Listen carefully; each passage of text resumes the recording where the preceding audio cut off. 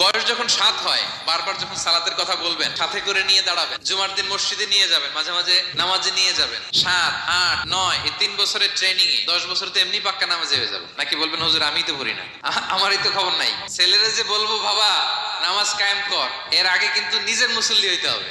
নামাজের ব্যাপারে no consideration, কোনো ছাড় নাই। সালাত আপনাকে পড়তেই হবে যে কোনো পরিস্থিতিতে। এজন্য 7 বছর বয়স থেকে বিশ্বনবী ওয়ার্নিং দিতে বলেছেন।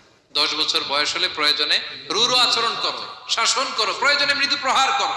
অনেক ফ্যামিলি আছে নিজেও নামাজি, ছেলে মেয়েদেরকেও নামাজের কথা বলে পড়ায়। জোহর পড়তে দেয়, আসর পড়তে দেয়, মাগরিব পড়তে দেয়, এশা পড়তে দেয়, ফজর পড়তে দেয় না। ফজর নিয়ে টেনশন নাই। কেন?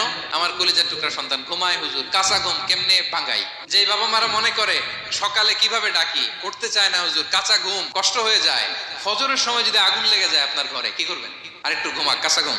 দুনিয়ার আগুন থেকে রক্ষা করার জন্য যেমনি ডাকেন, উঠায় নিয়ে আসেন, জাহান্নামের কঠিন আগুন থেকে বাঁচানোর জন্য ফজরের সময়ও ডাকার দরকার আছে না নাই?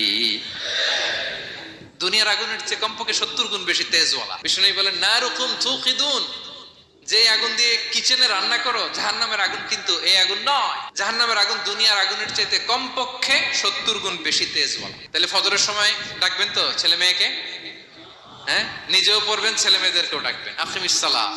বয়স যখন 7 হয়, বারবার যখন সালাতের কথা বলবেন, সাথে করে নিয়ে দাঁড়াবেন, জুমার দিন মসজিদে নিয়ে যাবেন, মাঝে মাঝে নামাজে নিয়ে যাবেন। 7, 8, 9 এই 3 বছরের ট্রেনিং এ 10 বছর তো এমনি পাক্কা নামাজে হয়ে যাবে। নাকি বলবেন হুজুর আমি তো পড়ি না, আমারই তো খবর নাই। ছেলেরা যে বলবো বাবা নামাজ কায়েম কর, এর আগে কিন্তু নিজের মুসল্লি হইতে হবে।